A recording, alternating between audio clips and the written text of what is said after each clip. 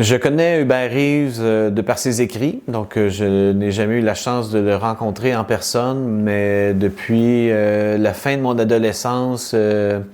il cohabite avec moi par les livres que j'ai croisés.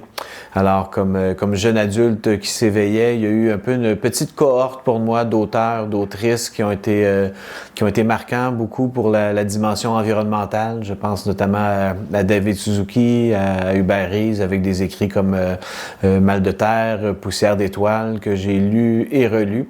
Alors, pour moi, ça a aidé à élargir mes horizons, à comprendre notre relation avec la nature, comprendre la fragilité et la beauté du vivant. Et petit à petit, ça a été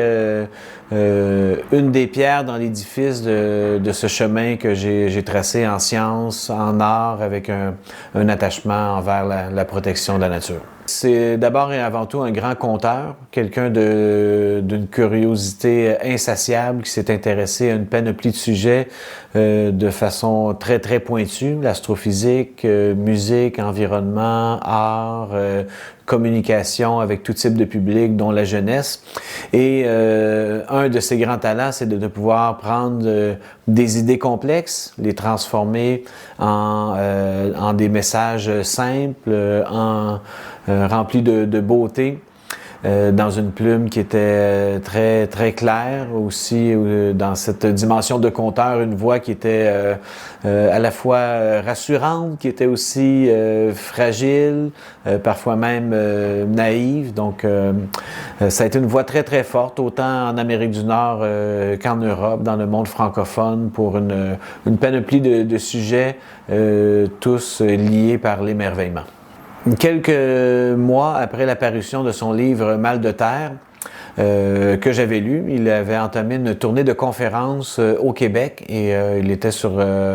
la rive sud de Montréal, dans une toute petite salle, et j'ai traîné avec moi Jean-François Posé, qui est le principal auteur-compositeur des Cowboys fringants. Donc, nous avons assisté à cette conférence où il parlait de thèmes qui sont aujourd'hui beaucoup plus connus, populaires dans le message, mais impopulaires dans la nature de ce que ça dit, c'est-à-dire l'effondrement du vivant, les taux d'extinction qui s'accélèrent, la 6e grande phase d'extinction du vivant. Donc évidemment, d'entendre ce message-là par la voix d'Hubert Reeves, supporté par des données scientifiques, par des images, ça frappe. Au terme de cette conférence-là, Jean-François et moi, on échangeait et ça a été une grande surprise pour moi de voir quelques mois plus tard une chanson qui est née de cette réflexion sur la conférence d'Hubert Reeves, la chanson Plus rien, qui est un peu une fable, un regard sur ce que serait le dernier humain de la Terre, dernier humain qui a foulé le sol parce que les générations précédentes n'avaient pas pris soin de la planète, avaient peut-être été dans des directions économiques, extractivistes un peu trop poussées.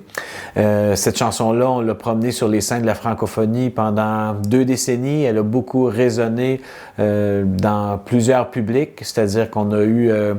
des centaines de messages provenant d'écoles primaires, secondaires, des jeunes de tous les âges qui ont repris ce texte-là, qui en ont fait des dictées, parfois des chorales, parfois des études. On a même vu des thèses de maîtrise et doctorat qui reprenaient un peu cette image de la chanson Plus rien pour pousser une analyse sur notre relation avec la nature. Donc vraiment de cette conférence, de ce message,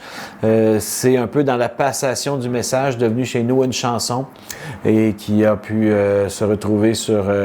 des albums, des vidéos, dans des centaines de concerts qu'on a fait en France, en Belgique, en Suisse et au Québec. Des questions intéressantes que j'aimerais creuser avec lui, c'est les différentes formes du vivant qui pourraient être prises dans l'univers. Donc, on est un peu de ce que je lis et ce que j'entends des spécialistes de la question, on est peut-être bientôt à cette traversée de cette frontière-là, donc de trouver d'autres formes de vie dans l'univers grâce maintenant à nos capacités technologiques qui nous rendent accès à ça avec les exoplanètes, avec les capacités de regard sur différentes sections de cet univers. Donc, je serais vraiment intéressé d'échanger avec lui sur qu'est-ce qu'est l'intelligence, la conscience, les différentes formes de vie très primaires jusqu'à évoluer, de voir ce qui se cache un peu, ce qui se cachait dans ses réflexions à ce sujet-là, parce que je crois qu'il y a effectivement de la vie en dehors de la Terre et que ça nous amène, ça pourra amener des réflexions un peu similaires à celles qui ont amené l'humanité à revoir leur position dans le système solaire, l'héliocentrisme, la Terre